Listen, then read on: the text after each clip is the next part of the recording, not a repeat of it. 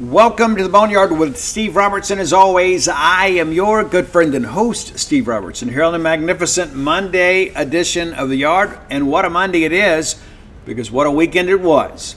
Great recruiting weekend on Mississippi State's campus. Most of the commitments were in town, added some new commitments. We're going to break all that down for you on the show. And one of the things that I'll say, I'm not going to sit here and say I told you so, because there are some things that kind of came out of left field over the weekend, well, at least one thing. But one of the things I've tried to encourage people to do is let the staff work. Jeff Lebby is a winner. Jeff Lebby has always won wherever he's been. I think it's important to, hey, let's put some trust in our guy. I understand there's all these people that have these reservations. Oh, well, I didn't get the guy that I wanted, so this isn't going to work. Guys, I'm going to tell you, there have been so many times in my career. I've been covering Mississippi State since 1997. And I can tell you there's been a lot of times the guys have come up, I would have hired this guy. And then the guy we hired ultimately proves to be better than the guy that I wanted. And so let's just take a deep breath collectively. Let's do it together right now. 1, 2, 3. Doesn't that feel nice?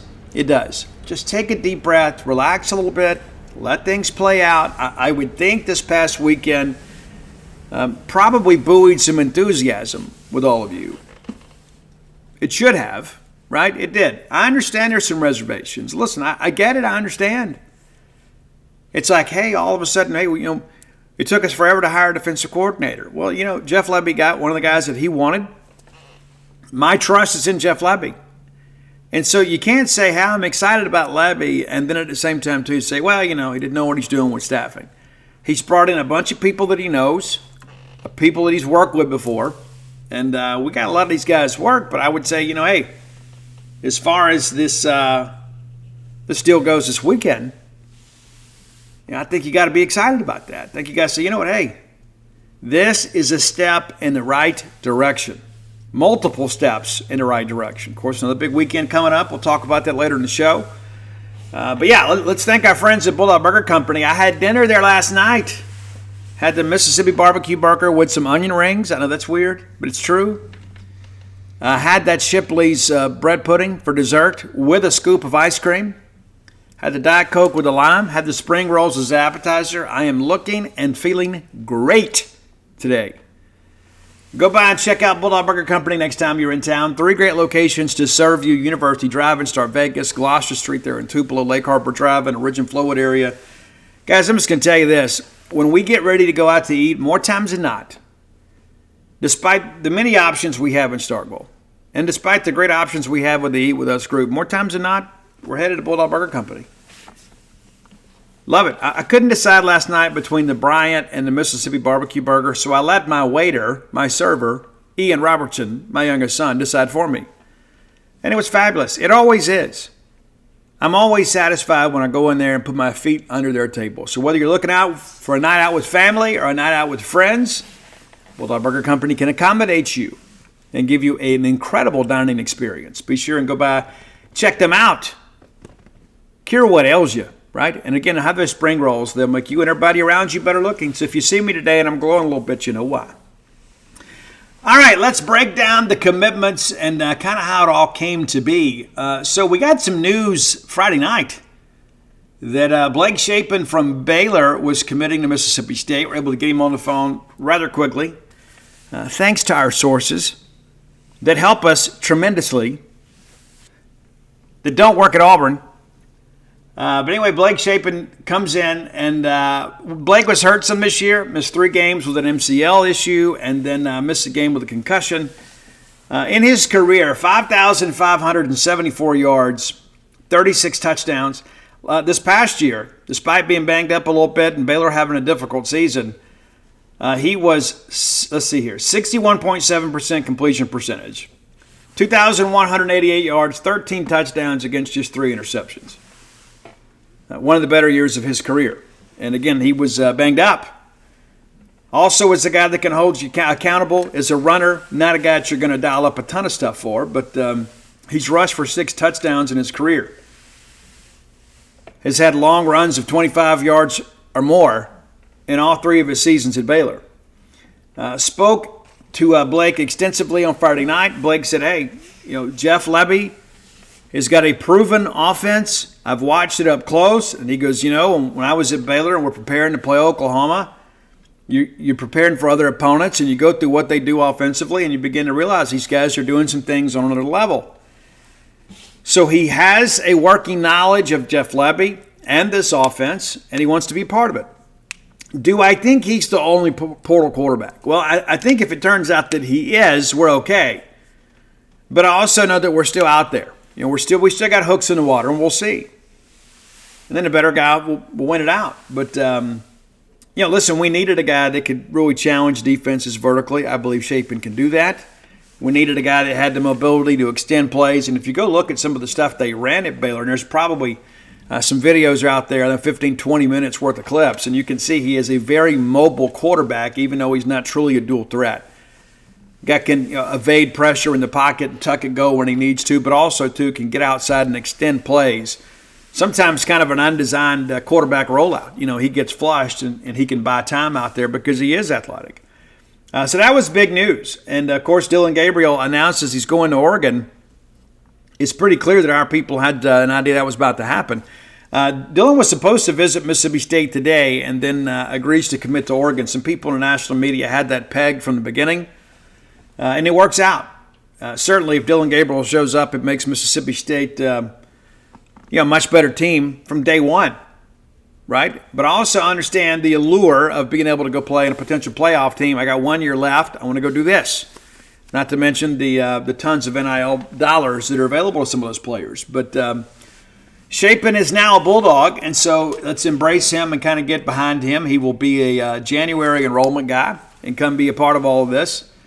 But I like people that want to be here. Right now, as Melvin Smith told me years ago, the biggest part of recruiting is to convince guys that don't want to be here that they should be here. True. And it's one of those things, too. It's sometimes it is a 2-3 year process to get that done. But Blake is a guy that wanted another opportunity. He has it. And now we'll see how things kind of move forward. I'm excited about this. And, of course, Mississippi State adds another quarterback on Sunday. That's right. 247 Sports Composite 4-star. Michael Van Buren, and actually our network has him rated lower than most, which I don't know that I agree with. But be that as it may, 20-plus offers for him. And let's just kind of run through the list here, just so you know. And he was actually committed to Oregon. Yeah. State gets a commitment yesterday. He had offers from Oregon and former commitment of Oregon. He committed from those guys. Alabama, Arizona, Boston College, Georgia Tech, Maryland, Miami, Michigan, Oklahoma, Penn State, Pittsburgh, Purdue, Rutgers, Temple, Tennessee, Virginia Tech, Wake Forest, West Virginia, and Wisconsin, among others. That is a very, very, very distinguished offer sheet. Michael Van Buren, just at 6 feet, 185 pounds, from St. Francis Academy in Baltimore, Maryland. This is a dude, man. This is a dude. I think you can be excited about this. I think that Michael Van Buren is a guy that could be a program changer for Mississippi State. He is a guy that is athletic enough. Again, kind of like in the Blake Shapen thing, probably a better athlete than Blake, actually. Can tuck it and go. But he has the big arm, and he fits what we want to do. And that's one of the things you look at, right? We talked about when Joe Moorhead first got here. Well, first thing Joe did was go offer Garrett Schrader, and ultimately we got him, and he was our starter for a year, and then has started extensively at Syracuse. But you like to see your coach get his guy. And certainly we would love to have Dillon Gabriel as a stopgap guy while Michael Van Buren and Chris Parson and those guys continue to develop. But you like being able to see your guy, who is an offensive-minded coach, be able to go get the quarterback that he wants from the high school ranks. And all this transfer portal stuff is great, but it's short-lived. It is. So it'd be nice to have a guy that can come in here and be a 2 or 3 year starter. And perhaps Van Buren can be that. We'll see.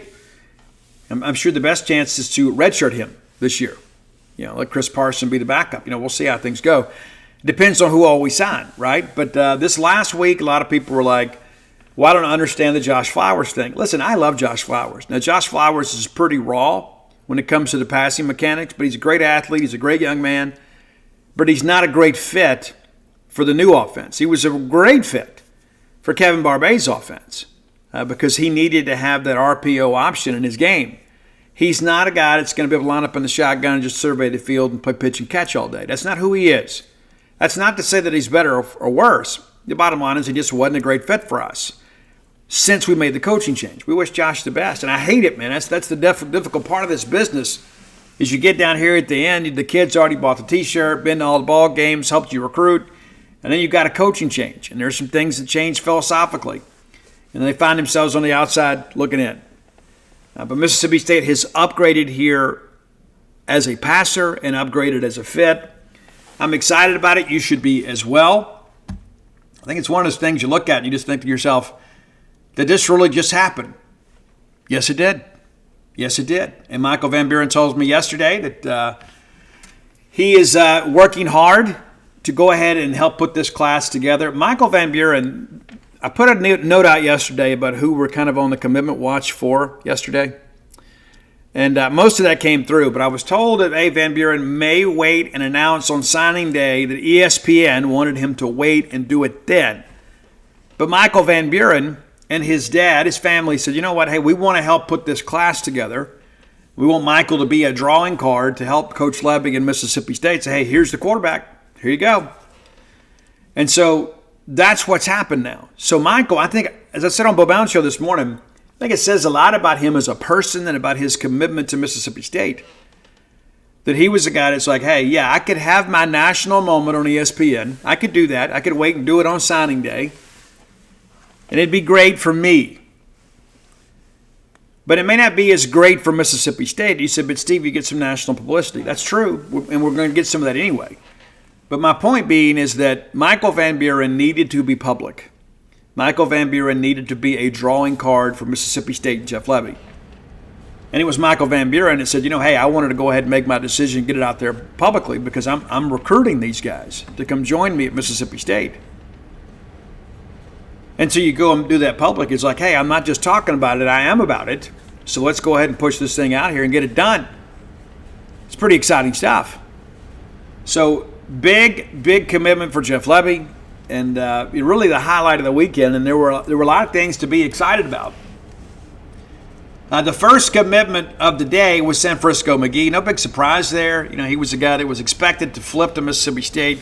I want to go back a little bit here and talk about this San Francisco McGee recruitment a little bit.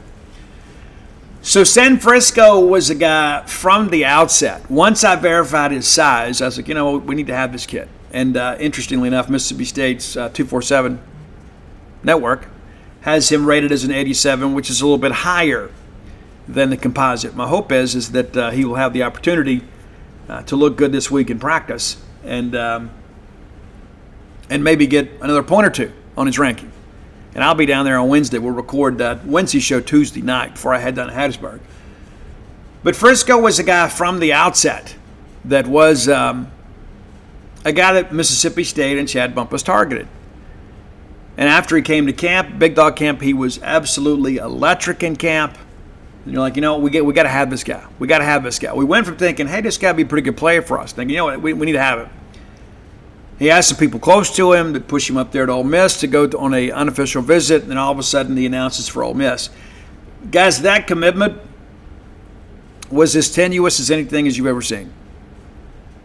In his heart, he wanted to be at Mississippi State. Tried to make some other people happy, and then decommitted a week before his visit. So right around December the 1st, he decommits from Ole Miss. There was a lot of discussion about, you know, him flipping. He elects to wait, just do it on his visit. And so now he's a Bulldog. This is a great get for Mississippi State. I know a lot of people I think in many respects, Frisco has kind of been overshadowed by Stonka Burnside and J.J. Harrell in the minds of many fans because they have more stars next to their name. These guys, as a trio, can be outstanding. Absolutely outstanding. Completely different players. But Frisco is a guy that's kind of that Power X guy. You know, he's about 6'3", but he's got a ridiculous catch radius. He knows how to elevate. Has good ball skills. Physical wide receiver. Had a really good year this year. So people are like, oh, well, Ole Miss said they dropped him. So they didn't. But so what if they do? Does it change his value as a player? Absolutely it does not. San Francisco McGee is a dude. This is a great get for Mississippi State. And again, when you begin to factor all this thing in together, Burnside, Harrell, McGee, on top of that, Mario Craver. We'll talk about him next. You begin to see that Chad Bumpus is doing work for Mississippi State. Now, did we have some issues at wide receiver on the field this year? Yeah, we did. We did. And that'll be corrected. But when you begin to think about how we're recruiting at the wide receiver position and what that means for next year, like I think about Caleb Cunningham, who is extremely close to Stonka Burnside and extremely close to J.J. Harrell, these are the things that are important. These are the things that guys grow up reading about these guys in the paper and reading the recruiting interviews and seeing the stuff on social media, and you're like, I want to go play with those guys. If Mississippi State lands Caleb Cunningham, and I expect them to do so, it's not just going to be about geography, the fact that he's just up the road there at Ackerman. It's going to be because of the relationships with the players that he'll be playing with, guys that he has kind of leaned on as his recruitment kind of took off, and they've kind of mentored him in many respects. But when you start having that esprit de corps and people start recruiting each other to play together, it makes a difference. And not just, hey, I'm the new offensive tackle commitment at Mississippi State. We'd love to have you be a Bulldog. I'm talking guys that have known each other for a period of years, guys that already have a relationship. It's huge. And so I think getting Frisco in is going to be huge for Mississippi State. I think it's also going to be big for next year. Let's talk about Mario Craver. Mario Craver was expected to commit to Mississippi State the weekend that Zach Arnett was fired. That was the plan. He's liked Mississippi State, took his visit to Mississippi State. Let me run down the offer sheet for you here. Pretty impressive stuff. Georgia Tech, Alabama, Arkansas, Auburn, Cal, Cincinnati, Florida, Florida A&M, Florida State, Grambling, Houston, Kentucky, Louisville, LSU, Marshall, Michigan, Nebraska, Ohio, Oklahoma, Ole Miss, Penn State, South Carolina, Tennessee, Texas A&M, Central Florida, West Virginia, among others. He is listed at 5'11", 165. I think that might be a little bit generous on the height side, but we'll see. But the reality of it is Tulu electing to go pro. You need to bring in the next generation of slot receivers. Mario Craver is electric. He helped win the 6A state title game over the weekend in Clay Chalkville. But this, again, shouldn't have been a surprise. This is something we've been expecting for a while. And when I begin to think about what Bumpus is doing right now, right? It helps to have worn the uniform and played in the stadium. It does. Chad Bumpus has already experienced what these young men are about to. So there's credibility in the room. And also 247 has Mario Craver ranked as a 90. The composite average is 89.98. So we're a little bit ahead of the industry average there. But I'm excited about what Bump's doing. And you should be too. And that's why you go out and hire Chad Bumpus. Not just so we can all be around him and say, okay, Chad's coaching here. No. It's the impact that Chad Bumpus makes on a recruiting trail. It's the impact Chad Bumpus makes on your roster. And these kids love Chad. Now, Chad this year had to kind of coach some guys, and they love him. But guys he didn't recruit, right? Guys he didn't maybe have the relationship with. These guys he has. And so I think these guys are going to play hard for Chad, as they should. And in this offense, they're going to have an opportunity to get out and kind of do some cool things. All right, so now a lot of people want to know, hey, Steve, listen, how do things look? Where are we going from here? And one of the things that I hope that we can breed out of the fan base for future generations is, can we stop just picking apart everything? I mean, honestly, what do we really gain from that? It's like we get a commitment, and it's like, well, I mean, come on.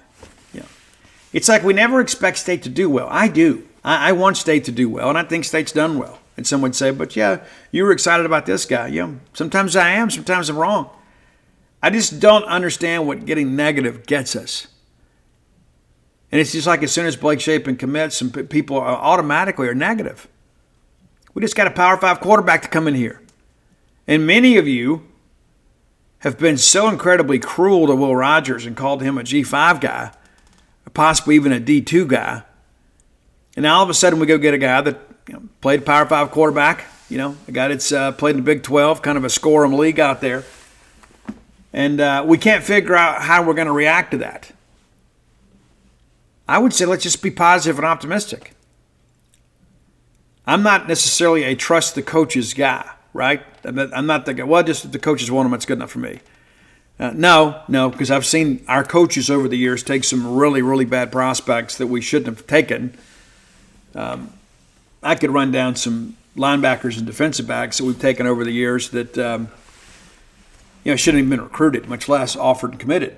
And so I share that with it. Yeah, it's okay to have your opinion, for sure. I don't begrudge you that. I've got mine. You're listening to mine on this show. And mine may be a little more qualified than most because I actually get out and go see the kids play. But my point being is that it's okay to be excited. It's okay to have some enthusiasm. And it's okay to look at this past weekend and say, you know what? Hey, that was a good weekend for Mississippi State. Mississippi State won this weekend. Mississippi State's recruiting class now up to 36th in the country. There were some people just last week said State wouldn't even crack top 50. We're 36. Good chance to crack top 30. With a little luck, maybe we get in the top 25. It's not going to be a highly rated class, but considering the circumstances, if we get to be in the top 30, possibly top 25, after making a coaching change and after having so many things go against us, that's pretty significant.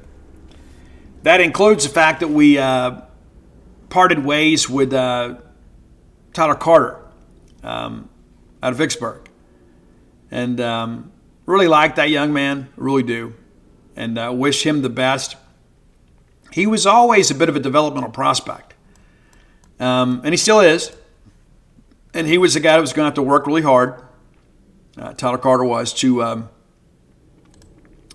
be a difference maker here. But, my attitude about that, if David Turner usually wants a guy, it piques my interest, right? Because this is a guy that knows defensive line play better than most in the country. But we're 36th in the country right now. We've got 8 commitments. We have 16 total right now, plus the transfer. So that makes 17. 8 of those are from the great state of Mississippi. 2 from Alabama, 2 from Florida, 2 from Tennessee, 1 from Louisiana, 1 from Maryland. You got 1 quarterback, 2 running backs. That includes Johnny Daniels, of course. Wide receiver, we got 5. Offensive line, 3. Defensive line, 2. Linebackers, 2. Defensive backs, 1. We got to be very heavy on defense this weekend, and we will be.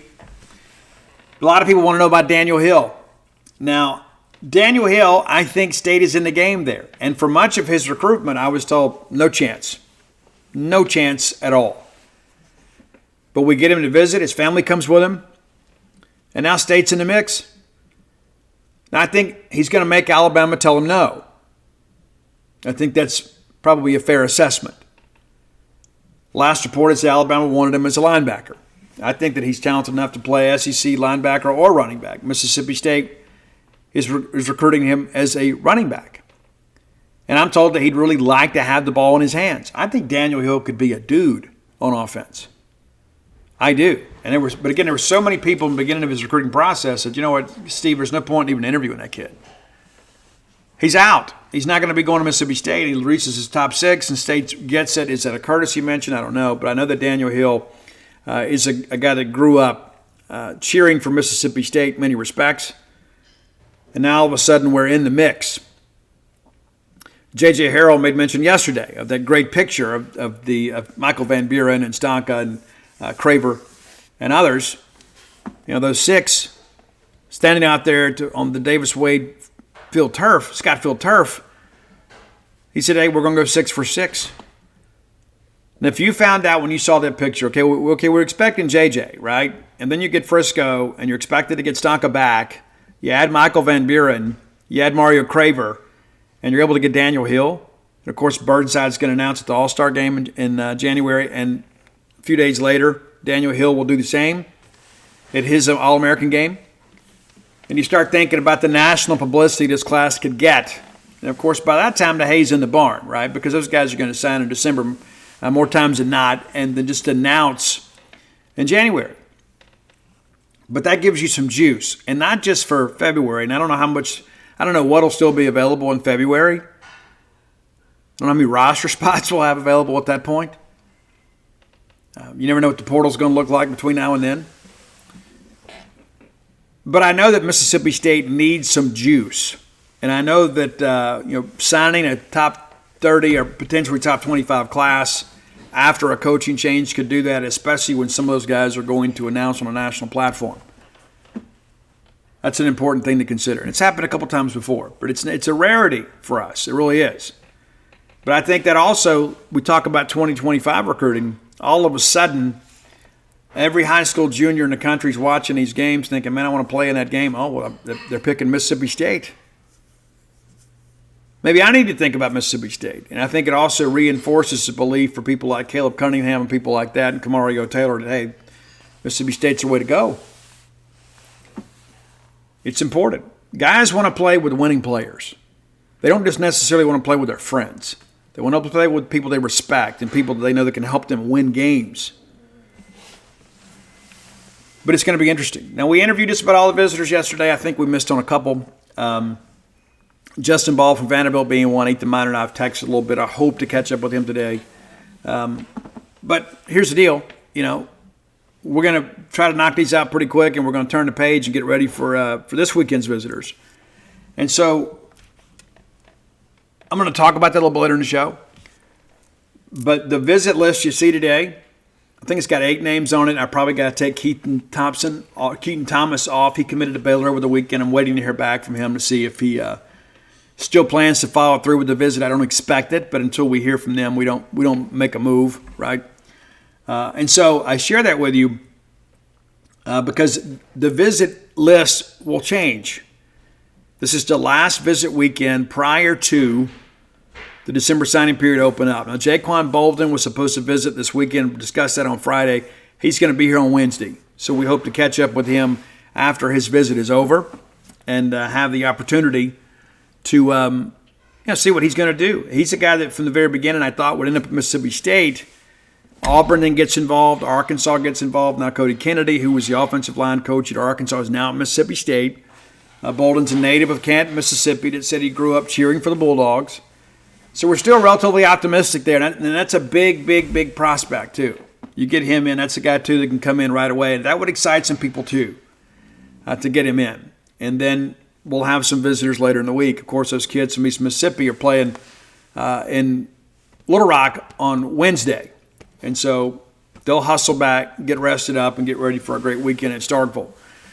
But don't be surprised if some guys some players well, pick up some late offers and some late invitations, and your staff has to kind of work through that and keep them from visiting elsewhere. Most of the guys, I know just about everybody I spoke to this weekend said that this was the only visit they planned to take, that they weren't going to be going anywhere next weekend. Jimothy Lewis says he hadn't totally ruled it out, but didn't have anything set. He's committed to Mississippi State, but I won't say keeping his options open, but he's keeping his weekend open just in case something pops up. That's something to watch. You like guys to come off the visit and say, you know what, I'm done, I'm shutting it down.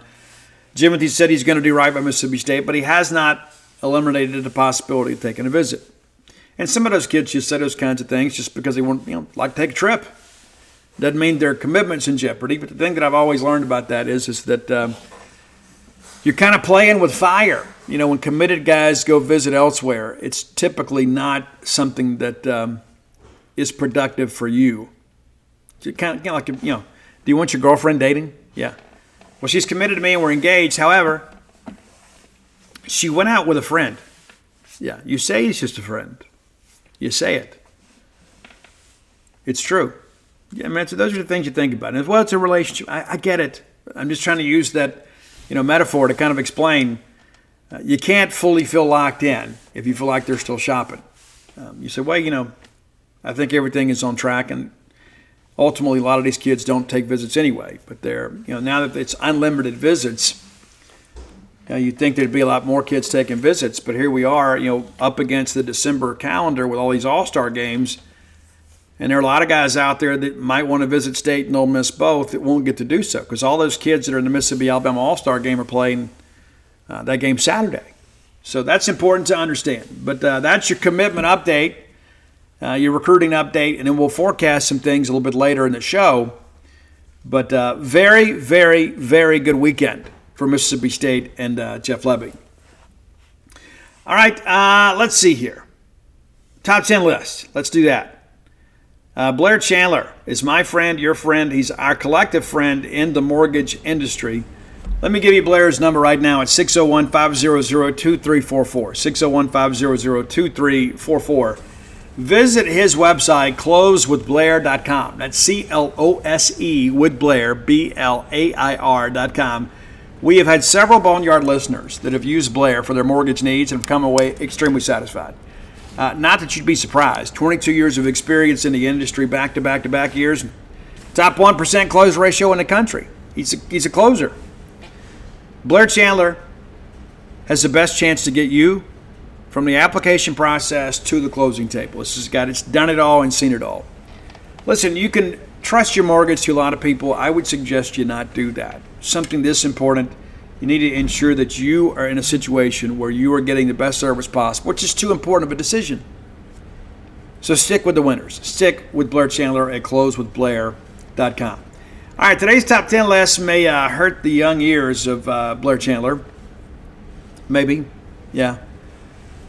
Guys, we're going to rank our top 10 Metallica albums today. Now, one album's not going to make the list, and if you're a hardcore Metallica fan or even a casual fan of the band, you probably know which album that is. It's Saint Anger. Did not make my list. I think it's the worst Metallica album other than that Project Lulu thing they did with Lou Reed. It was absolutely terrible. I know they did it for themselves. They could have kept it to themselves. It was awful. Awful. Awful. But Saint Anger wasn't much better. And everybody's like, well, the mix is bad. Guys, I don't know, even if you remixed it, I don't know if it could salvage some of those songs. It just wasn't their best effort. And they're not all going to be first-round picks, man. All right? And here's the thing, too. When you get into a band like Metallica that has such a passionate fan base, you start ranking albums and start picking songs, people are going to say you're an idiot. You know what? I'm prepared to hear that. Because I understand there's not many bands out there, and even in my lifetime, that have the passionate fan base that Metallica does. It's an absolutely loyal fan base. Peyton Plumlee's dad, I can't remember his first name. You have to forgive me. He's seen Metallica like 50 times. He has been to Scotland to see Metallica play inside a castle. How cool would that have been? But there are people like that. I got friends in my life. If Metallica is playing within a 5 or 6 hour radius, they're going to the show, even if it's back-to-back nights. Huge, huge following. So forgive me if your favorite album is not my favorite album, but these are mine.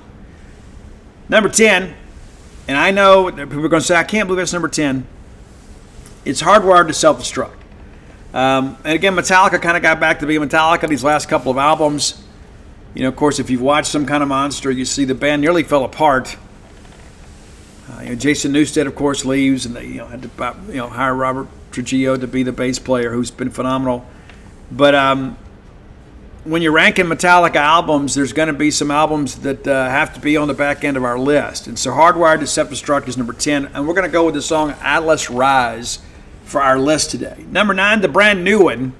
And maybe I'm being unfair to this one because I try not to have recency bias, but I don't have the emotional connection to this album that I do many others. Metallica is one of a legendary band. It's like, how do you rank Led Zeppelin albums, right? Well, you got to have the first 4 in the top 4.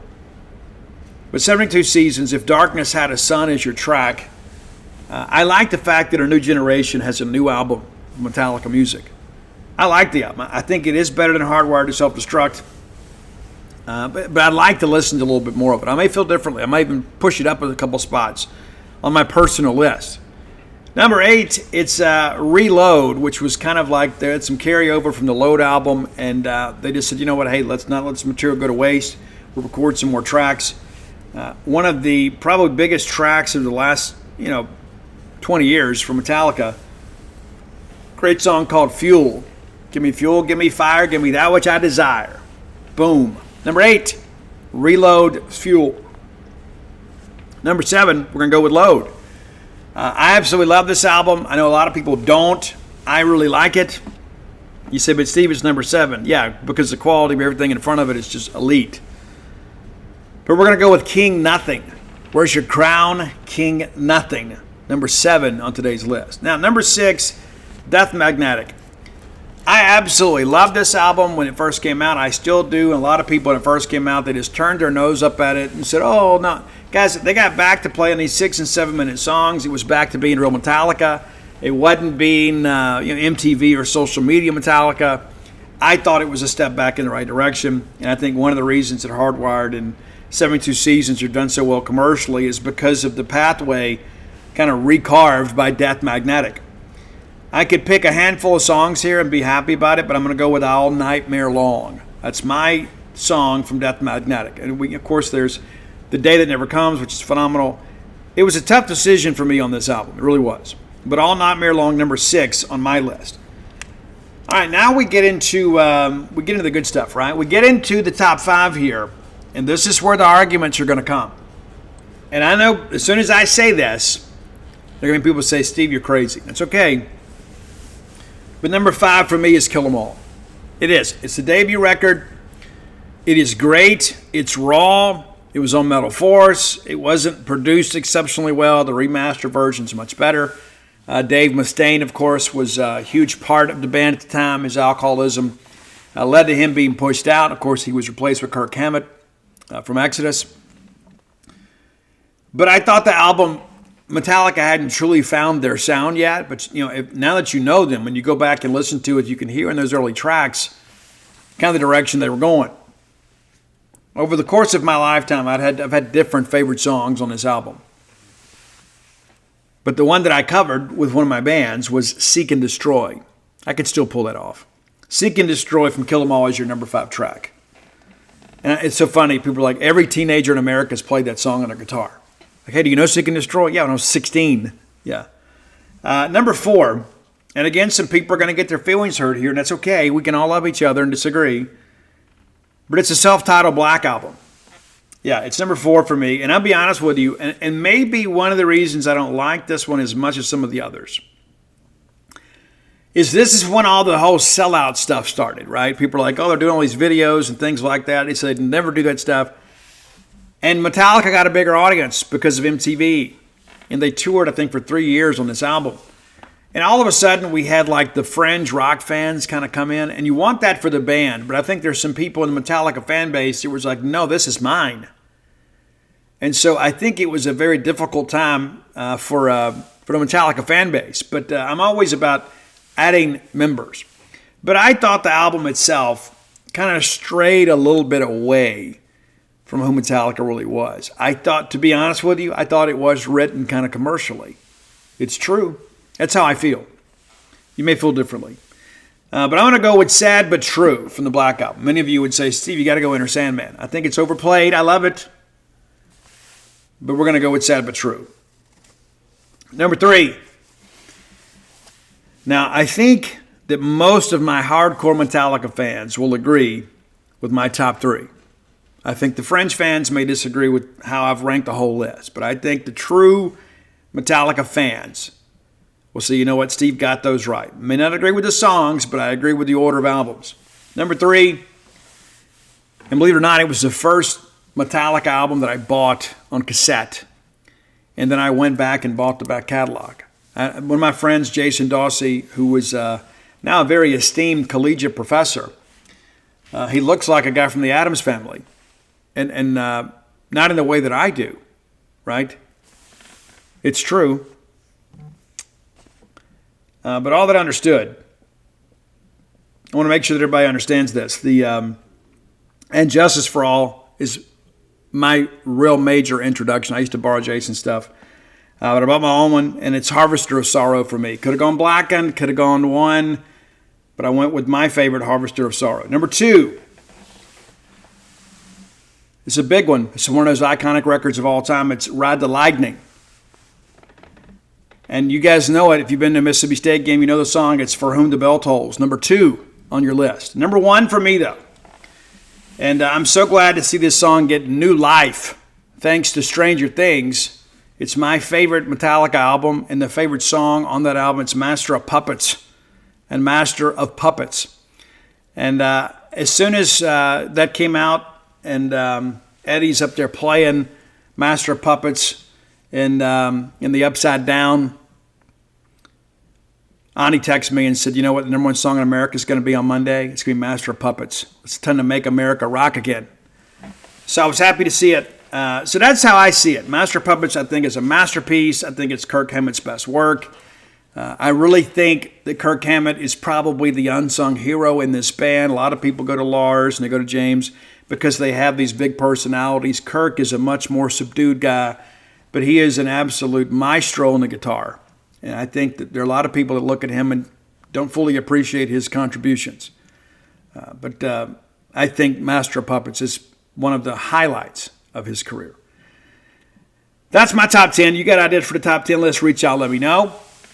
You never know, we might use them. Best way to do that is to hit up Roy on Twitter at Dogmatic67. You can find me on all forms of social media at ScoutSteveR. We have a good time with this, and I want to thank Roy for all he does for the show. Very appreciative of his contributions. And I think everybody needs to give Roy a follow on Twitter and on Spotify. You can find our great list on Spotify, also under the handle Dogmatic67. That's your top 10 list for today. All right, next segment of the show brought to you by Campus Bookmart, a Starkvillian institution. Next time you're in town, go by and see their smiling faces, neatly positioned on the backside of campus. Just make the turn off of 182 right there at the Trooper Station. Don't speed through there. Don't get crazy. Don't take any chances. And just before you get to campus, there's Campus Bookmart right there on the left. Go by and see their smiling faces and peruse their fine selections of Mississippi State merchandise. If you can't make it to town, visit them on the World Wide Web. We encourage you to always support Starkville businesses. If you love Mississippi State, you want to make sure Starkville is a thriving place. Look no further for your Mississippi State merchandise than Campus Bookmart.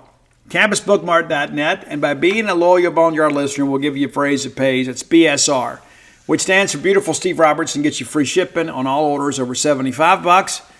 Any order less than 75 bones, absolutely incomplete. And I'm going to be there this Saturday from 1 to 3. So come by and say hello. The first book signing at Campus Bookmart with the new book. I'm excited about that. It's doing exceptionally well. Thank you for your support. And this Friday, I'll be at Lemuria at noon. Lemuria at noon in Jackson, Mississippi.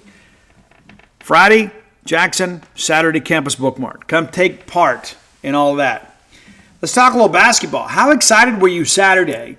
I missed the first part of the game, had to listen to it on the radio as I had to run down to Jackson.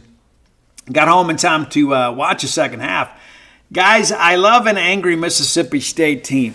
I do. And the Bulldogs came out and played with some vigor in this game, and it really never felt like the game was in doubt. That's not a bad Tulane team either. And we talked about that on Friday's show. We couldn't just show up and go through the motions and expect to win that game. And we didn't. We went out there and played as deliberately and as passionately as we have in years. Again, against a Tulane team. It's pretty good.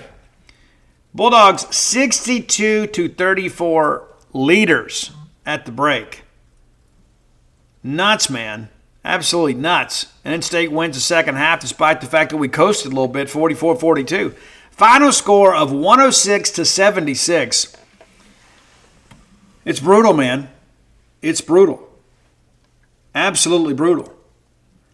But the reality of it is Bulldogs won a game we had to win. Terrible week last week, but my goodness, man, how great was it to see this team play? And it wasn't just one guy that just came out there and had a big day. Now, Josh Hubbard was phenomenal. Don't get me wrong. 5 of 7 from beyond the arc for 22 points to lead the Bulldogs. Guys, you had 5 players in double figures. Jimmy Bell, really back to form for him. 14 points, just to 4 rebounds, but we weren't missing many shots. Cam Matthews just played 14 minutes. He had 14 points. How great is that? DJ Jeffries, good DJ this week. 24 minutes of action, 11 points, 4 rebounds. Also had 7 assists against 0 turnovers. You got to love it. Shaquille Moore, just 16 minutes of action. He's 5 of 6 from the floor, 11 points. Rams Davis, 21 minutes, just 3 points for him. That was a shot from beyond the arc, but also had dished out 6 assists and had 5 steals. So what he didn't do in the points column, he did everywhere else. We mentioned Josh Hubbard. I mean, just what else can you say, man? Kid's on pace to be a freshman All-American. Keyshawn Murphy comes off the bench, pitches in 7. Andrew Taylor with 6. Jaquan Scott with 6. Sean Jones Jr. with 5, Guy Chol with 4, and if you haven't already, go over to genespage.com and you can read an incredible feature that Justin Frommer wrote for free about Guy Chol, about Atlanta, about how great it was. Trey Fort was a hero early on, just played 9 minutes for us, 3 points as he made one basket and converted a free throw. But pretty phenomenal effort throughout the roster there. Bulldogs shoot 58.6% from the floor. In the first half, nearly 68%. It's phenomenal, as Ben Howland would say. 23 made baskets on 34 attempts in the first half, 10 of 17 from beyond the arc. That dog will hunt. Stayed 13 of 28 on the night.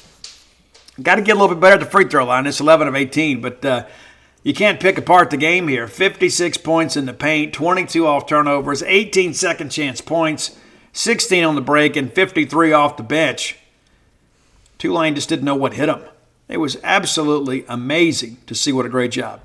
Tulane pulled down 27 boards, Bulldogs with 43. And just absolutely stifling that perimeter defense. Tulane just 4 of 12 from beyond the arc in the first half, 1 of 12 in the second half. So a good three-point shooting team is held to 5 of 24 from beyond the arc for just over 20%. Great, great, great result.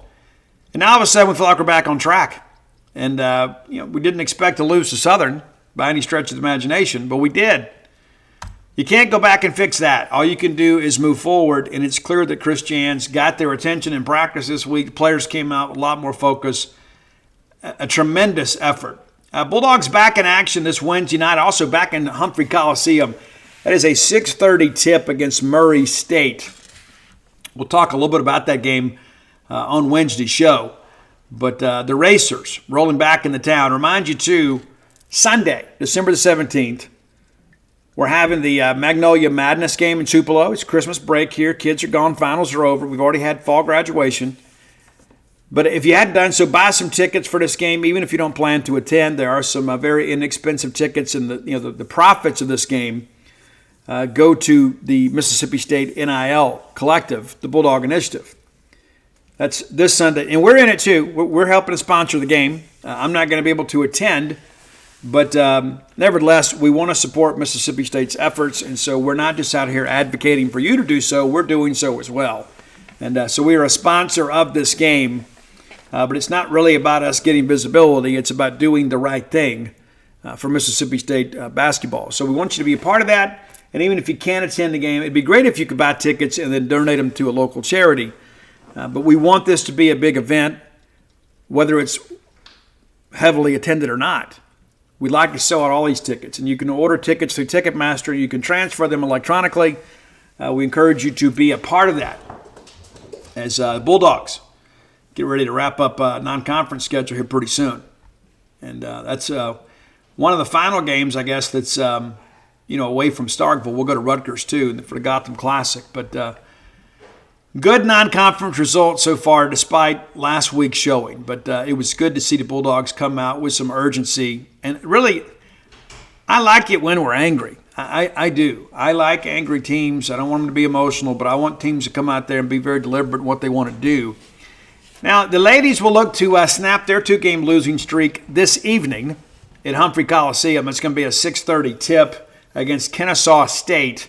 Of course, last week the Bulldogs lose to Miami and UT Chattanooga. I was in attendance for that Miami game, and we just simply couldn't get rebounds. So without Jessica Carter, they had a great rebound, and it really, really gave us trouble. And then UT Chattanooga gets us at their place. And we need to get some people healthy.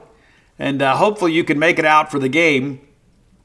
We are, previously committed to something else, but Robbie Falk will have full coverage for us over genespage.com. And appreciate his contributions to things. But looking ahead here, Kennesaw State is just 3 of 4 on the year, and they've lost all 3 games on the road.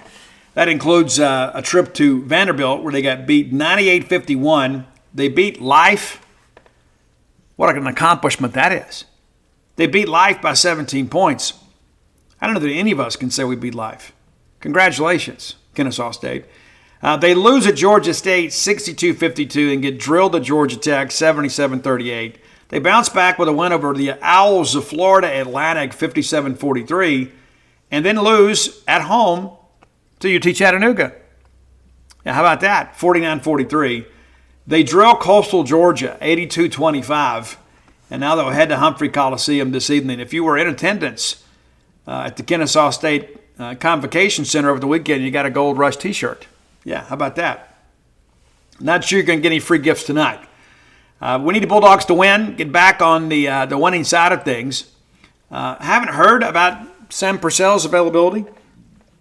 I was told it wasn't incredibly serious, that he did miss some time. But yeah, we expect him back. And of course, ladies will have a chance to play 3 this week. Kennesaw State tonight. On Thursday night, they'll host Jackson State, and then we'll travel to Memphis. So not a lot of windshield time for us this week, but next week, ladies head to Colorado State. And it could be a difficult game there. But need to get a win tonight and get back on the winning side of things. That's an absolutely imperative for us. We're a really good women's basketball team, especially when we're fully healthy. The team has done the best they can to kind of overcome some of these absences, but hopefully we'll get everybody back. Ladies are 8-2. It'd be nice to capture a win tonight. Just kind of get a bit of a palate cleanser. You know what I mean? Just kind of get that behind us for a little bit. Kind of get excited about what is to come. But that's your basketball update. And, of course, neither team's going to be ranked this week, and that's okay. That's okay. When we play in our best basketball at the end of the year. Just keep winning along, plug along, get in a conference play, get in the tournament, be playing our best basketball at the end of the year. As we did, Sam Purcell and Lady did an amazing job last year. Won a couple games in a tournament. The play-in game and, of course, the round of 32 game, and nearly beat Notre Dame. Maybe you've forgotten. So I believe Sam's doing a good job. I think everybody sees that as well. But, again, just cannot say enough about the performance for the Mississippi State men on Saturday. And, I think we're going to be fine. I think we're going to be fine. You're never as bad as your worst loss, and you're never as good as your best win. Right? Let's just kind of remember that as we move forward. Mississippi State is a good team on the men's and the women's side. I don't think there's any question about that. We'll get into SEC play. I don't know if anybody really wants to deal with us. All right, final segment of the show brought to you by the Stark Vegas Clubhouse. If you're looking to bring a large group to Starkville, look no further than a Stark Vegas Clubhouse. Just Google it. Right? There's no fancy website. Just Google Stark Vegas Clubhouse. It'll take you, and you see their Facebook page, see pictures of the property. It's also going to give you some options to book, and you're going to need to book through the Evolve website. We can save you a little money. Use promo code BSR10 when you book the Stark Vegas Clubhouse through Evolve. Now, there's going to be options that you can book elsewhere, but you won't be able to save the money you can. It's an insider trading secret right here at the Boneyard. For Boneyard listeners only. No matter who you cheer for. So whether you're bringing a work crew in the town, maybe you're working on the university campus, maybe you've got, maybe bringing people in, you've got tours to take. I don't know what your needs are. But if you've got a lot of people with you and you need 5 bedrooms, they've got 5 bedrooms. If you need a fire pit, they've got a fire pit. If you need a wet bar, they got that too. If you need a kitchen where you can just buy groceries and just cook for the crew, they can do that for you. Yeah, how about that? But maybe you're coming for a ball game weekend. Maybe it's a basketball thing and you're going to double dip and watch the men one night, women the next, and just kind of bring everybody up for a family gathering. Wouldn't that be wonderful to have everybody stay together instead of go book 5 hotel rooms? It just makes getting together that much easier when everybody can do it under one roof. So visit the Stark Vegas Clubhouse. Again, just Google it and book through Evolve. Promo code BSR10 saves you 10% off your stay. Just because of the fact that I love you. Yeah. That's right. I love you. And I can't wait to use that facility myself. And next time we have everybody in town, that's what we're going to do. You say, but Steve, wouldn't they stay at your house? Hey, we've outgrown the house, man. I got this big house and I got all these dogs and everything else. But it's a special event, so we're going to make special arrangements. And we're going to stay at the Stark Vegas Clubhouse. All right, let's talk a little bit about what's left for recruiting. And that's where we are, right? It's guys, it's the dead period starts a week from the day. I guess it's a quiet period on Sunday, and then the dead period begins on Monday, and then people will sign on Wednesday. Another reminder, I'm going to keep saying this, I'm going to beat this in your heads. And I need you to help me.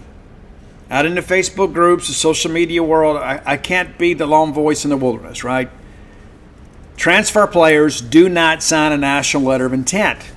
So they are not bound by the signing date windows. Does that make sense?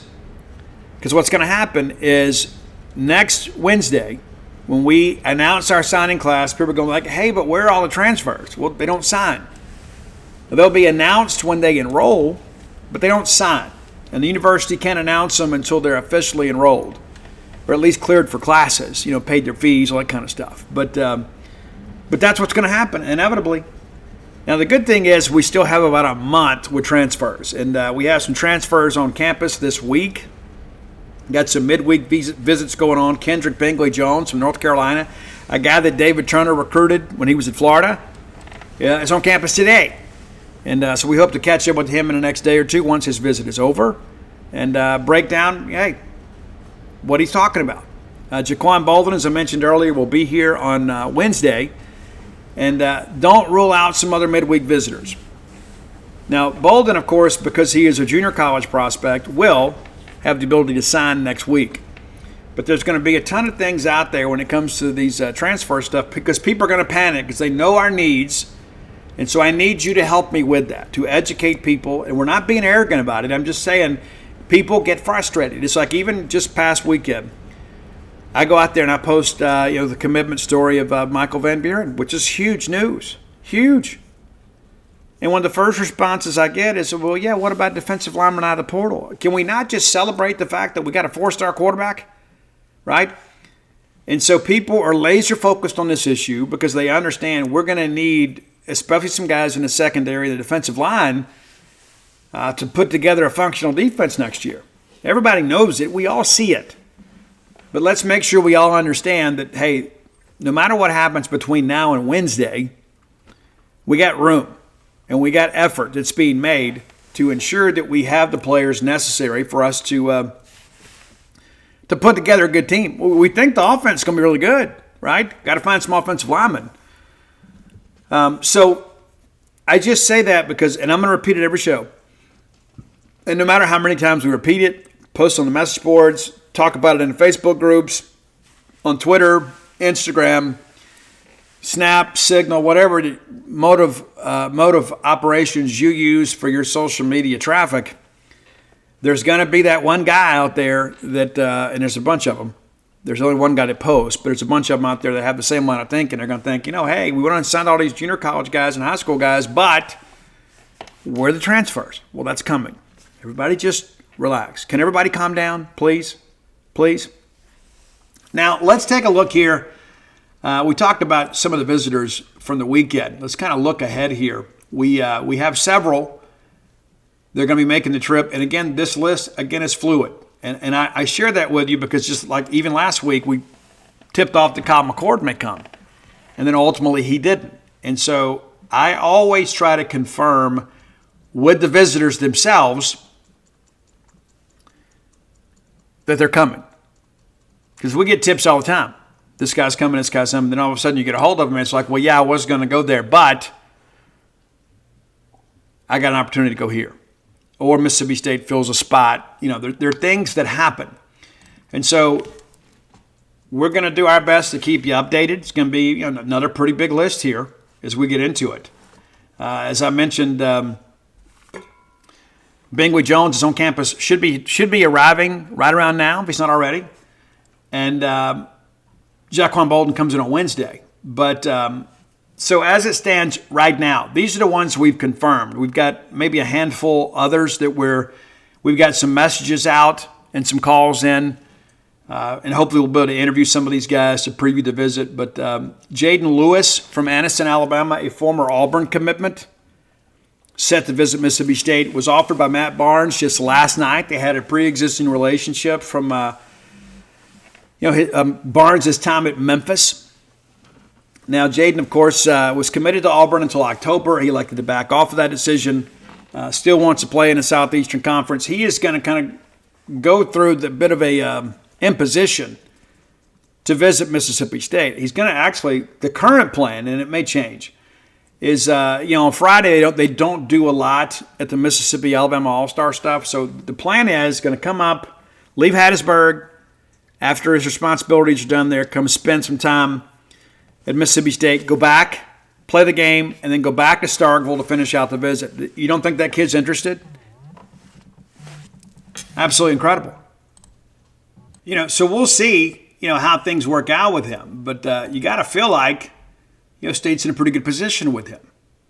Certainly think so. Especially another chance to play in the SEC. Arkansas is still in the mix with him a little bit. But the fact that he's willing to go through such an inconvenience to come visit our campus, I think suggests a lot about his feelings. Xavier Gayton from Brookhaven had the Bernard Blackwell Classic last weekend, or he would have been on campus with the regular visitors. He initially was scheduled to be here on the 8th and then was selected to play in that game rather than the Miss-Al game. So all the guys in the Miss-Al game will be there this weekend, and the Bernard Blackwell guys from last weekend will be on campus. And, of course, State just has the one with Xavier Gayton now that Tyler Carter has decommitted. As I mentioned earlier, Tyler Woodard and Ashawn Shepard from East Mississippi playing for an AFL championship in Little Rock, Arkansas on Wednesday. They're set to visit this weekend, and it does appear that Ross will come with them.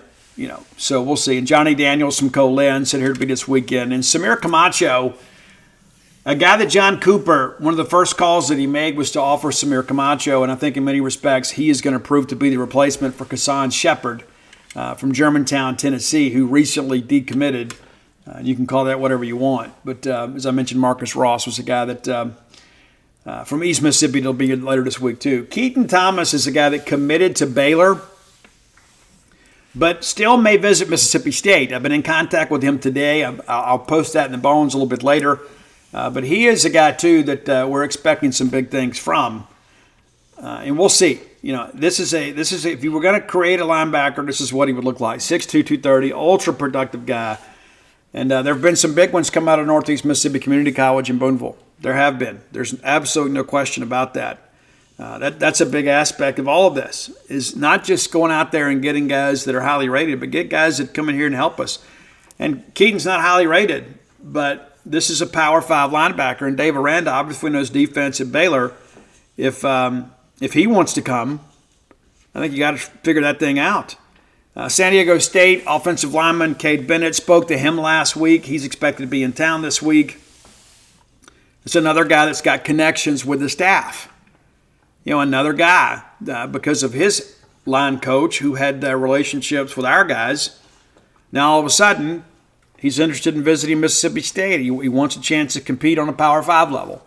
I spoke to Louisiana Tech wide receiver Cyrus Allen last week, and Cyrus is set to visit Mississippi State this week. Another guy that's trying to get out and get to the Power 5 level. And he goes, hey, I want to test my skills against the best players in the country and then kind of see what happens. Colin Fox, our network had a story on him. I believe it was Steve Wiltfong that had that. He's set to visit this weekend too. I'll double check with him as the week goes on to confirm that he is going to be here. And UTEP transfer wide receiver Kelly Akaharia also set to visit, and we'll check in with him and just kind of see as things go, because here's what happens, man. Over the course of a week's time, things get jumbled around. And so we will do our best to kind of keep you abreast of that. When we get into Friday, we'll tell you who we're expected to come. And it's one of those things, too, like Samir Camacho went to visit Texas State and was going to go visit Mississippi State this week and TCU the next. TCU wanted him to come in this weekend. Mississippi State was okay with him coming next. And so they flip-flopped the dates. And so what we report today could change tomorrow. And that's important to understand, that as the week goes on, things begin to change. Now, you're probably saying, Steve, where do we need players? Well, we need them all over. But when you begin to think about the transfer portal guys and the junior college guys, we definitely need some guys in the offensive line and, of course, on defense. We talked about our secondary last year. We have got to find some guys this year. We had some guys we took in the portal last year that didn't make much of a contribution. Kamari Rogers is a guy that we really need. I think the change in coaching staff may be good for him because I think even though he's not the biggest guy, he's a guy that plays exceptionally hard. And I think that he is a guy that could be a hero this spring and maybe work his way into some playing time. DeCarlos Nicholson entered the NCAA transfer portal. A lot of discussion. He may end up going to Memphis. I think, is he a guy that's going to be all SEC for you? No, but you want him back. And so if he decided to pull out the portal, that'd be a good thing. DeCamerion Richardson is expected to get his NFL draft feedback before making a decision. about turning pro. If he does play college ball, we do expect him to be back in a Bulldog uniform next year. But when you begin to look at the gravity of all that, we rattle all these names out, and you went out and got these guys last year out of the portal to kind of shore up your secondary and kind of replenish what you lost there. It didn't work out well. So we've got to hit on some kids in the portal, especially that secondary. You look at the defensive line, though, I don't think we've got to get some guys there. Okay, let me go ahead and get that established. We have to get some guys there. But that understood, I don't know that the need is as emergent on the defensive line as it is in the secondary because of the fact we expect DeMonte Russell to be back. We expect Trevion Williams to be back. We expect Calvin Dinkins to be back. Of course, Williams and Dink had season-ending injuries this year. But those are guys that we think a lot of. And then we're going to find some other guys to come in here and compete with them. That's apparent. But I don't think it's a situation where you got to go out and get 4 or 5 more guys. You got 3 guys right now, but with some of the losses that we're anticipating and the fact that you got a couple of guys that are banged up, you got to get some reps from some of those younger guys. And there were some guys too this past year that David Turner said it was very, very tempting to pull the red shirt off of them to go play. And of course, thankfully, Nathan Pickering and Jaden Crumity were able to hold up for us this year for the most part, and so we didn't have to do that. So now we have 4 years of eligibility to work with for whatever that's worth in the transfer portal era. A lot of discussion about running back too. Steve, do we really need 3 running backs? Well, I think we do, especially when you consider the fact that Woody Marks is in the portal. Now, we'd like to have Woody back. We would. We all love Woody. And Woody's been banged up a lot this year. He's tried to battle through all this stuff and be a warrior for us. I'll forever be grateful for the contributions of Woody Marks. But when you look at what Dylan Johnson's done this year, Woody may be thinking, you know what? Maybe the grass is greener somewhere else. Maybe I get an opportunity to showcase my skill somewhere else with a proven winner. Where Mississippi State this year may be rebuilding a little bit. It's a brand new offense, and if I got to go learn a new offense, maybe I can just go be a plug-and-play guy somewhere. So I don't fault him, and we certainly hate it, but I think it makes your needs at running back a little more emergent. Seth Davis tears the ACL. So now you've got Trevion Lee, who's back, Jeffrey Pittman, who's back, and then it's basically who else you sign. So, yeah, we're looking at taking some backs. Johnny Daniels is a guy that we like a lot. And of course, if Xavier Gayton's a guy that could play running back, but he also could play safety. He's a guy that'll play whatever you want him to play. He's just a football player. So if you bring him in, let's say that Daniel Hill wants to come, you just keep the athlete label on Gayton and maybe move him to safety. The kid's got ball skills. He handles the ball well. He's very explosive. I don't know if you don't make a wide receiver out of him. I mean, goodness gracious. But when you have guys that have that level of versatility, they give you options. You're not pigeonholed into a position. Now, that's important to understand. I think receiver-wise, we're in good shape. Wouldn't hurt us to take a guy out of the portal because of the fact that we do have some older guys leaving. Xavier Thomas, I don't expect him back. I think he'll announce for LSU at any moment now. That's an NIL deal in many respects. But when you begin to work through that, you begin to realize we've got numbers, we've got talent, we don't have a ton of experience, and so it may help us to go out and get a portal guy. And maybe that's where Kelly Akahara comes in. So, again, I hope to speak to him prior to his visit on Friday. We have traded some messages, but again, I like to speak to guys directly rather than just kind of go from what's in the wind or what sources tell me, because things change. You know what the linebacker situation looks like. You lose Deshaun Page, you lose Bookie Watson, you lose Jet Johnson, and you've got some young guys out there the light hadn't come on for just yet. So you got to go out there and get some dudes. There's no question about that. You got to go out there and get some dudes. And you got to feel good about what you have and what you're looking for. It's one of those things, too. And I get so incredibly wound up sometimes looking at this and thinking about, where we are. And here's your actual number. We got 1 quarterback, 2 running backs in the class, 5 receivers, 3 offensive linemen, 2 defensive linemen, 2 linebackers, and 1 defensive back. And so a couple of big linebackers, Marcus Ross and Keaton Thomas, potentially could visit this weekend, and we expect Ross. Thomas is still deciding. That's big. I mentioned 4 earlier. That included our visitors. But we have got to do well. As it stands today, you got 5 defensive players committed. 5. And so that's not enough. And so, again, it's going to be a big defensive weekend, and hopefully we get some commitments. I'm also expecting some of the guys that visited this past weekend to announce their commitments this week. We could see something from Justin Ball from Vanderbilt. I've heard some favorable things about him. Ethan Miner, the center from North Texas, relationship with Coach John Cooper. I think those things, there's a good chance of those things happening. And you go back and look at our visits for last week too. Let's do that real quickly before we, in the few moments that we have together here at the end. But Daniel Hill, uncommitted, undeclared, going to announce on at the National All-Star Game. I wouldn't call him a Bulldog lean, but the Bulldogs are in the game.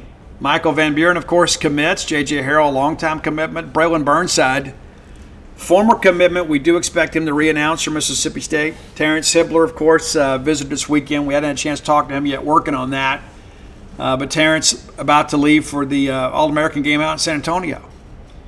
Mario Craver visits and commits. Jimothy Lewis, a commitment visited. Ja'Cory Whitehead, same thing. He's good to go. Brandon Jennings, of course, Frisco commits. TJ Lockhart, locked in. Fred Clark, Luke Work. All of those things matter. And you start looking back in hindsight, you start kind of thinking, hey, this could be a real important weekend in the Jeff Lebby administration. There's no question about that. Could be a situation where you look back and say, hey, State got all those kids that visited that first weekend. And I think really the only one that you're kind of holding out hope for is Daniel Hill. I think State's in a pretty good position with Miner and Justin Ball. So you could have had these visitors on campus and they go 100%. It's pretty significant. It is. But, you're reconstructing your roster right here. And so we'll get what we can get this weekend, and we'll get what we get on signing day, and whatever we're short, we'll supplement out of the transfer portal. But it's going to be a busy week. It's going to be a busy weekend. And then we'll get into next week, and at least at that point, you don't have to worry about recruiting high school players to sign. You don't have to recruit junior college players.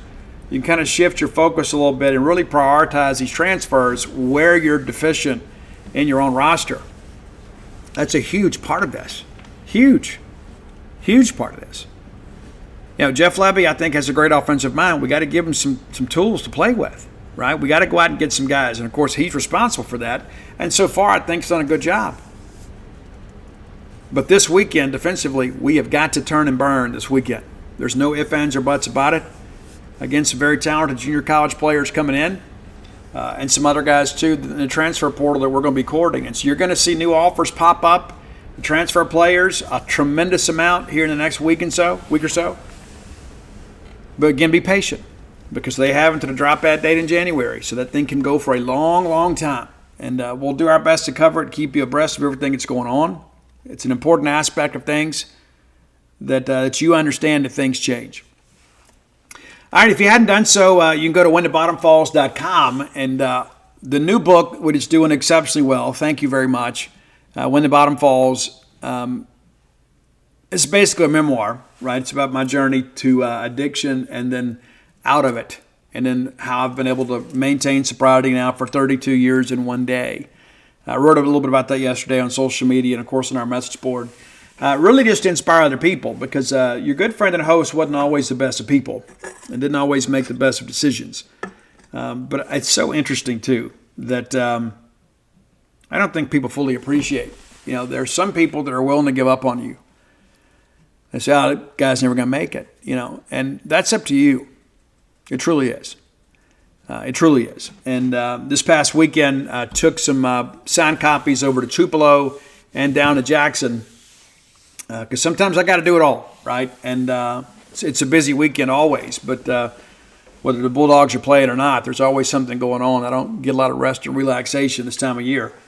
But as soon as I got to Tupelo, they sold 5 books, and then continued to sell throughout the day. I had people message me on Facebook, so they went and bought it. Thanks for getting these books here.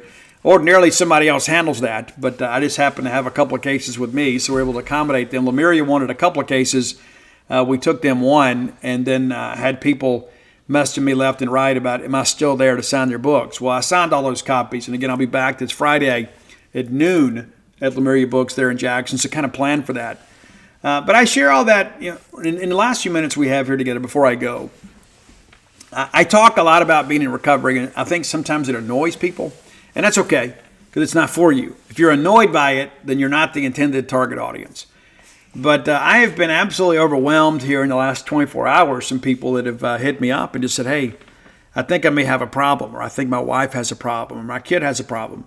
And one of the things that I think as a society that we need to work together on, make a collaborative effort here, is we've got to change the stigma about addiction. We do. We have to change that. There are so many people that would say, well, I don't want to say anything about that because I don't want it to be judged. Guys, I was never anonymous. Like as soon as I went to rehab, my family couldn't wait to tell everybody, oh, he's in rehab, he's in rehab. And it really wasn't about me. It was about them, right? They were just trying to, we've talked so poorly about this guy. He's been out of control. So my family was more than happy to say that I was getting help. They thought they were helping me. It doesn't matter to me, right? I don't care about being anonymous. Some people do. And, but I share that with you because there's so many people that need help that won't ask for help because they're fearful of being judged.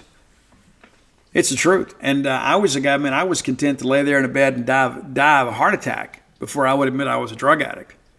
Just didn't want to do it. And so I've written a book about it, and it's done exceptionally well. I've had some people reach out, let's just say some pretty important people. I've had some people that have reached out, and we're going to work collaboratively on some projects. I'm going to help them. They're going to help me. And there's a lot of people that have, in the recovery community that have reached out and said, hey, Steve, I'm glad you wrote this book. But it's not just a book about recovery. It's really about a book about, growing up in South Mississippi and then finding a way to achieve something in your life despite some tremendous obstacles, many of which you put in your own way.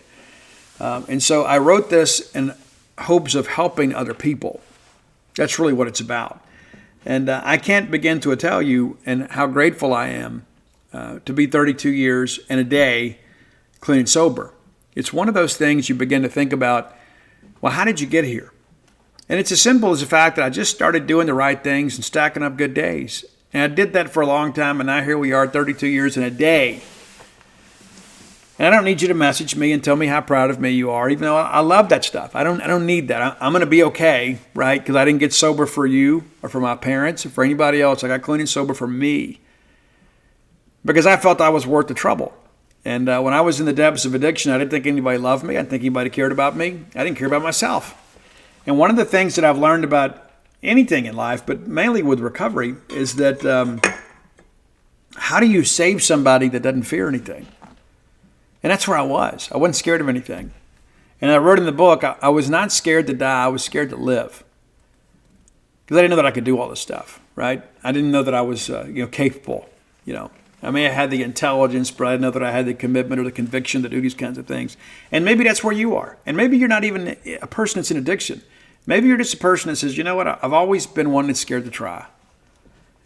I can tell you when I wrote Flim Flam, 2 weeks before that book got released, I wanted to vomit every single day because I was suffering from imposter syndrome. And also, too, I figured I was going to get sued, and I didn't. There were so many people out there threatening me, we're going to do this, we're going to do that. And you notice as well as I do, a bunch of old miseducated lawyers bought that book and went over with a fine-tooth comb trying to find clients to sue me for defamation, but everything that I wrote was the truth. And that's the thing about defamation, right? The number one defense against defamation is the truth. And so I told the truth in that book.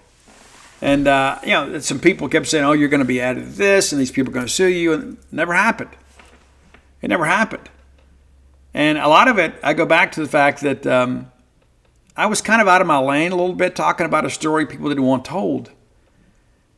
And I thought, man, I've made such a big deal about this. Is it really that big a deal? Well, yes, it was. Biggest scandal in Mississippi college sports history, right? All due respect to Choctaws. I'm not talking about them. But it's a huge scandal. And sometimes that's what happens. Sometimes we think, hey, man, this may only be a big deal to me. In other situations, it's a big deal to everybody, but the person that has the story is scared to tell it.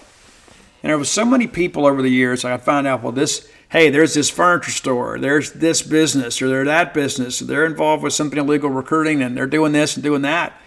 But I can't say anything. I don't want to lose my job, and I get it. I get it. I understand it's about self-preservation. But when I was presented that opportunity, I was kind of insulated. So I was happy to do it. I was happy to chase the story. And it's kind of took us where we are today. I mean, there were a lot of people that you got your news about the investigation and all that stuff from this show. So we always want to be a resource for you. But I would like to be an encouragement to people. It doesn't matter if you're a writer, a musician, you could work in pottery, a painter, or whatever. I love that people can be creative and do something in and of themselves. It's maybe different. Find your own individuality. I found mine, but I still have so much ambition in life. Hey, I want multiple books of mine to become movies. I do. And we thought we were close to a deal for Flim Flam when the writer's strike hit. We've got to go back and revisit that now that things are kind of returning to normal. But we were close, and spoke to some Hollywood people, and they were already beginning to talk to agents for actors and things of that nature to see who would be interested in playing in the show. And so I've been there before, but that's the closest that we've been. And then all of a sudden something happened. And I'm like, if this doesn't happen for me, I still have lived a great life. I have. I've accomplished a lot, and I'm proud of the path of which I've trod. And I've shared with you guys too. I mean, I want to be the greatest Mississippi State writer that's ever lived. Am I going to get beat on a recruiting scoop every once in a while? Yeah. It's a competitive field, right? And there's so many people to talk to. But I've dedicated myself to writing as many books about Mississippi State as I possibly can. And it's not about me. It's about us. I have the platform to do it. And so rather than, sit out there and, try to write, the next Time to Kill or something, I mean, that job's already taken. I'm going to do what I feel like we need to do. And I just want to encourage you to chase your dreams a little bit. Because when we stop dreaming, it's time to die, man. It is. And I was just telling somebody yesterday, they're wanting to write a book, and I'm going to help them. I'll hold their hand the whole way through the process because I believe they got an amazing story. But the thing about it is like, you got to take that first step. The first step's the hardest one. It's like, okay, I'm going to commit to doing this. This is what I'm going to do. And that's like when I get on here with you guys and I say, hey, I'm going to write a biography of Duty Noble. I hadn't planned anything. I just knew that I wanted to do it. But once I commit to it and I make it out there public, I got to hold myself accountable. And there's so many people out there that have some amazing talent and skill, and they're just kind of scared to try. I don't want you to be those kinds of people. I want to encourage you to try something. I've got some songs that I've written for other people that they claim to love, but yet so far haven't recorded them. You know what I'm going to do? I'm going to record them myself if I have to. Because I believe in these songs and I believe in myself. And so what if I record it and it goes on iTunes and then people think it's stupid? At least I tried. I owe it to myself to try. It's like even back when I was in bands in the early 90s and things like that, I don't have hardly any evidence of that anymore. I don't. There wasn't a camera phone era back then where you could video all your performances and things like that. It was a different dynamic back then. It just was. I like to be able to have something and see tangible. Hey, I did this. Not that I'm some kind of Renaissance man or anything of the sorts, but I'm not scared to try new things. I'm not scared to get out there and make a commitment. And this ambitious pursuit about writing a biography of Duty Noble, this is a guy that played football at Mississippi State in 1915. And I was like, how am I going to recreate his childhood? Well, then lo and behold, I find some people that from his family were able to do that. We're able to get pictures. We're able to get some accounts of what happened and what it was like growing up on the farm. I'm like, well, how am I going to, put together his, his history as a player? Well, I've got game recaps and I got newspaper articles and I got some people out there that got some memories that they can share with us. Well, what about him as an athletic director? You start talking to Larry Templeton and other people. Next thing you know, now all of a sudden we got a pretty good book, man. And so I don't say that to praise me. I say it to praise ambition. Because I just want to be honest with you. I told you guys this before, but I used to have a life coach, a guy by the name of Brad Worthley. And it was a company I worked with. They hired him, and he worked with all of us in regional management because it was just such an incredibly stressful job. And he told me, he said, I was in my 30s. I got old in my 30s, guys. I did. And because I had all these kids and, I was just kind of paying for everything and, fertilizing everybody else's dreams, man, because I thought my time had passed. And he used to always ask me, well, what do you want for you? I was like, I just want to be a great dad and a great husband. He goes, no, what do you want for you? And it took me a long time to get it. He was just like, Steve, you can't just be the guy that pays for everything. You can't just be the guy, that drives the minivan when everybody's sleeping on the way to Disney. You got to want something for yourself. You got to want more to life than that. And he goes, Steve, you're leading an accidental life. And man, when he said that, it offended me because he was right. I was just kind of going along, just doing what everybody else did. And he's like, Steve, you got a lot of talent, man. You got a lot of things going for you. He says, it's almost like you're just waiting for middle age to get here. And then, then the kids will leave the house and you won't know what to do with yourself. And it changed the course of my life. And so I'm sharing that with you. Let's not lead an accidental life. We have to have goals, man. And I've shared with you, I took that Franklin Covey planning class. It was amazing. It's not just about how much money you make. It's not about, your status in life. And there were times all I ever wanted to do was have a BMW until I got 2 of them. And then I just realized that all that is a more expensive repair bill. I thought that would make me feel better about being me if I had a BMW. Until I had one, then I realized the novelty wears off pretty quick, right? But I share that because, and I wanted to take some time and talk about this. That's one of the things that long-term recovery has taught me. Is I'm not just up here counting days waiting to die. I'm not just counting down and said, okay, if I can, I want to die sober. But man, I want to live. I want to live richly. And I want you to do the same. And so, and there are going to be some people that have already tuned out, and that's fine too. That's perfectly fine. But for those of you that say, you know what, man, I got married young, I started having kids and got so caught up in all this, I'm going to ask you the same question Brad Wordley asked me. What do you want for you? What do you want? Well, I just want to be a great grandmother and I want to do this and I want to be a great provider. All that stuff is important. And it does give you a great sense of pride. But what do you want for you as the individual? What are your dreams? What is it you have left to do? Let's get it done. I've shared with you guys before, one of the most crippling fears I had in my life is that I would lay on my deathbed, having never written a book, knowing that that was my manifest destiny to write books. I knew it. And I thought, you know what? I'm scared to try. I'm scared that it'll be a failure. I'm scared that people won't want to read what I have to write.